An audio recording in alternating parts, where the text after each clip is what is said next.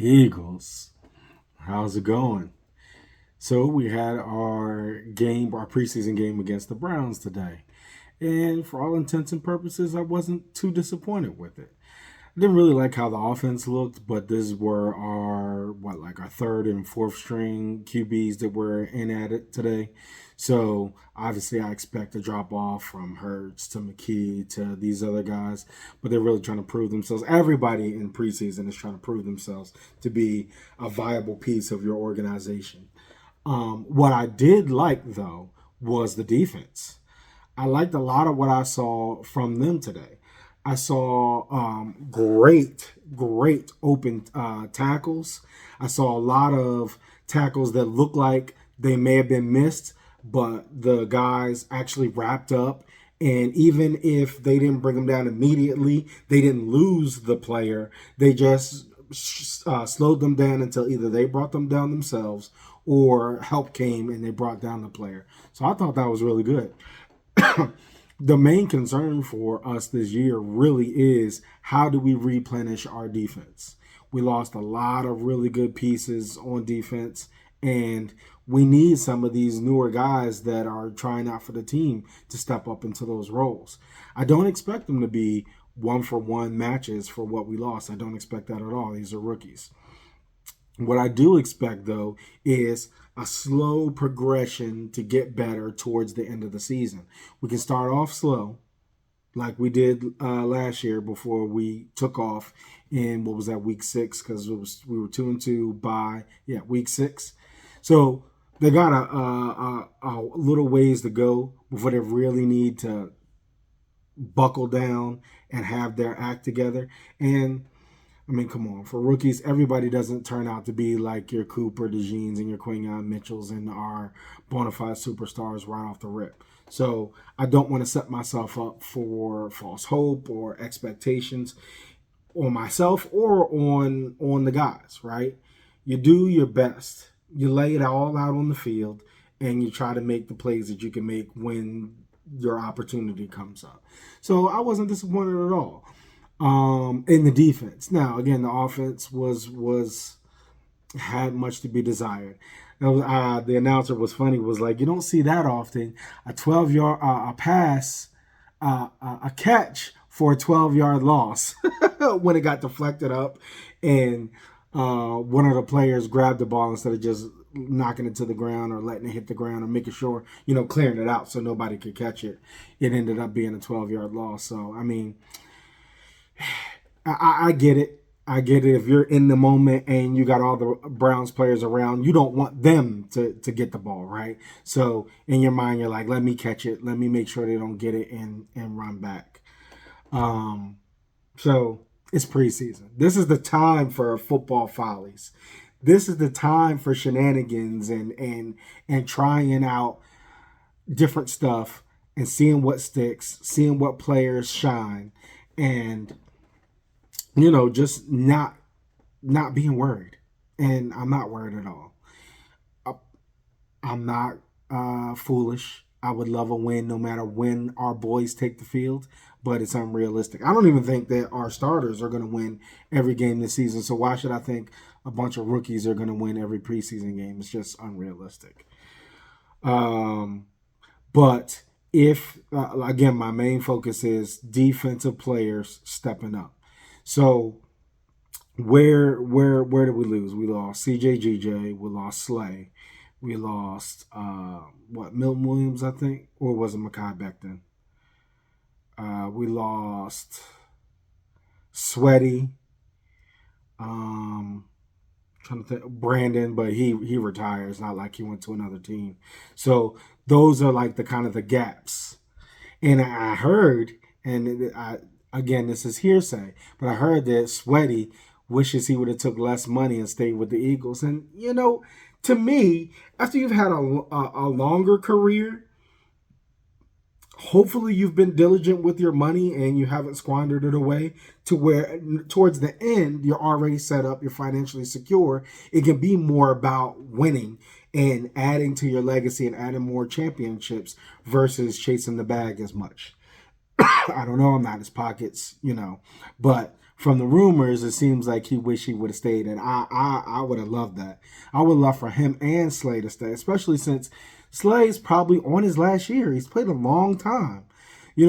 Deals like that, which are how he's really good about, but deals like that, I think, when you have the momentum that you have from last year, how your defense is just lights out, I think deals with CJ, GJ, Slay, and Sweaty were the main ones. Now, the one defensive guy that got like $100 million with the Patriots, obviously you can't afford that. And no love lost to that brother. Again, beginning of his career, get your bag. I'm all for that. But these other guys,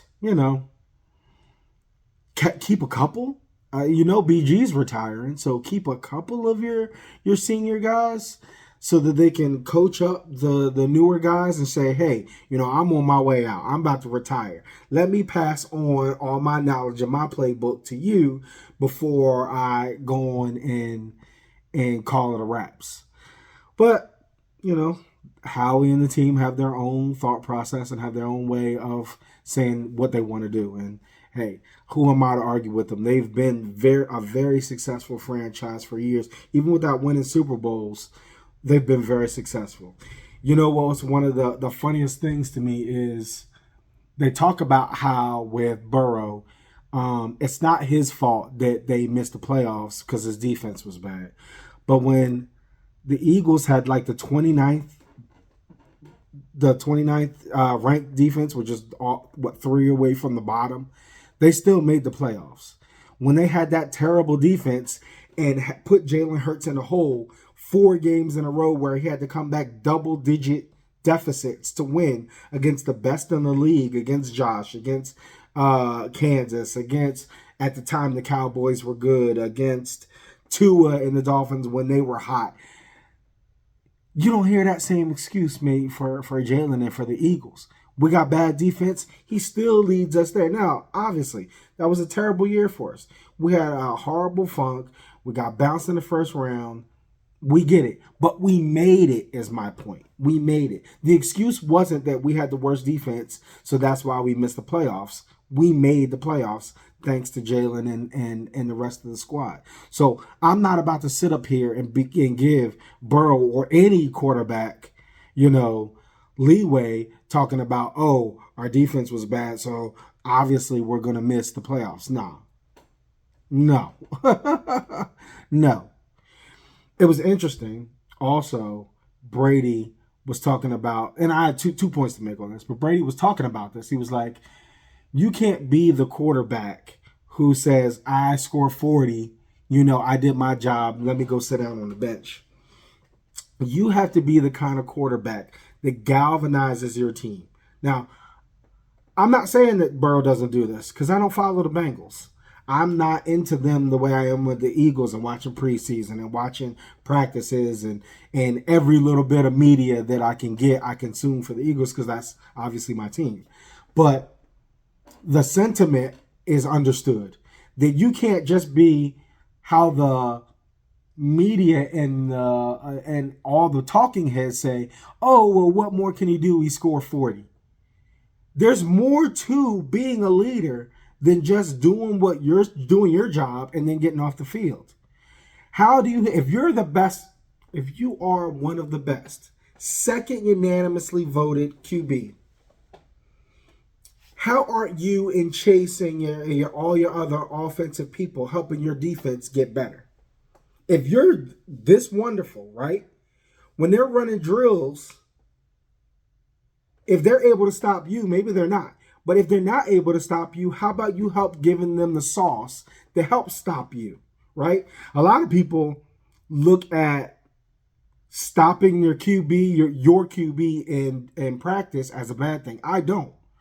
If our defense is stopping Hurts in practice, there's a positive and a negative to that. One is our defense is great, and they're able to stop a great QB, which is what the point I'm trying to make with Burrow. Hey, find out ways to stop your QB. Then, since he's the second best in the league or fourth best or whatever one they want to put him, 2 through 4, that's where he bounces around in everybody's list. wherever you want to put him, if your defense has the capability of stopping that guy, they should be able to stop all the other guys that are 5 through 32. That's the mindset I'm thinking about. So then, as your defense in practice stops you, you can then take those lessons learned and be like, okay, I see how my defense played against me. If I come up against the same thing, then I know how to avoid these pitfalls that I made in my practice, which are learning points for the QB, right? There is a synergy there. And by all intents and purposes, one iron sharpens iron. They're making each other better in these practices. So I am encouraged by news like that versus thinking like, oh no, Jalen couldn't get around, this person or that person, or whatever happened. I don't look at it the same way that I hear other people are looking at it, like, oh, we give him a D in practice because he didn't score 15 touchdowns against his own defense. Why? Those are all learning moments. You want him to learn against your team when it doesn't matter versus having these lessons learned on the field against another team and lose and have your record be messed up. Come on, that's the best way to look at that. Your glass half empty, half full type of scenario. So anyway, so Brady says that, and I'm like, yes, this is what Jalen does with his team. This is how he commands his team. This is how the confidence is built around the team, where he's not just focused on what he can do on the field when he's on it, but how can he make his other side of the ball better when he's not there. I love that. And I think that's a winning culture that the Philadelphia Eagles have. So not too upset about this Browns loss. What was it, 22-13? We got a pick six. The Brotherly Shove made another show. And I think it's funny that now even the third string and the fourth string guys are running the Brotherly Shove. And if we're saying that Josh and everybody else in the league that runs this can't be successful, but we got our third and fourth stringers running it, it just goes to show that it is nowhere near the narrative that it is just easy. It is just no skill involved, that it should be banned based on how stupid it is. This is a play that the Eagles have, from starters to fourth stringers, have perfected to where it doesn't matter who's on the field. If we need that yard, we're going to get it. And your starters on your other teams can't get it. It's definitely a skill play. I love it. I loved seeing that. Tanner did it last week, and I can't even remember which one of the QBs did it this week, but he did it this week. And remember, they want to talk about how historic and how amazing our O-line is. These are backups. These are guys trying out for the team and them getting it done. The regular guys are coaching them up and saying, listen, this is how we run this play. Here's how you need to do it. And they get out there and they put it on the field. I absolutely love that. But yeah, looking forward to next week. So what do we have? Two more? I think we have two more before regular season starts against the Cowboys. That's a circus over there. I don't really want to get into it, but we know it's all about keeping them in the headlines. Mike is going to get his money. The only way I see Micah not getting his money is if he disrespects Master Jerry Jones in some sort of way where he's like, I'm not letting this boy disrespect me, and I'm not going to pay him, and I'll trade him, or I'll just let him play out his last year and not renew him, and then let him go into free agency next year. That's the only way I see that not getting done. That deal is going to get done, and I don't even know why people spend their time talking about it. And I'm actually not sure why Jalen Hurts, again, has another round of disrespect. I may come out with another video talking about this because, Lord have mercy, the more they talk about it, and they bring up new points every time, which credit to them, they come up with new angles and new goalposts, but every single time they come up with them, there's rebuttal to him. There was a guy who made a great video today talking about why Jalen is disrespected and how he's not great, And I made a comment on that video. I was like, listen, you're cherry picking, right? You made good points on the film that you put on your video. Absolute good points.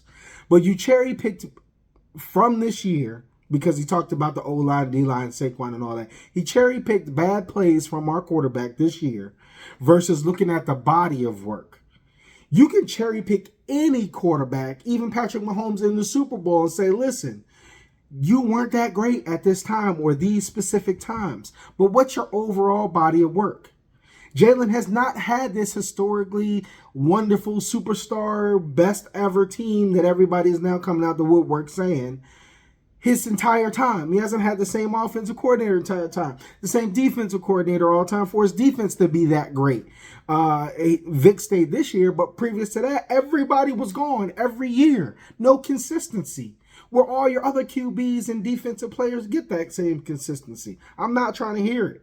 So if I need to make another detailed breakdown, I think I might, about the new talking points that they're putting out to try to knock them down a peg. You know what? I think I am.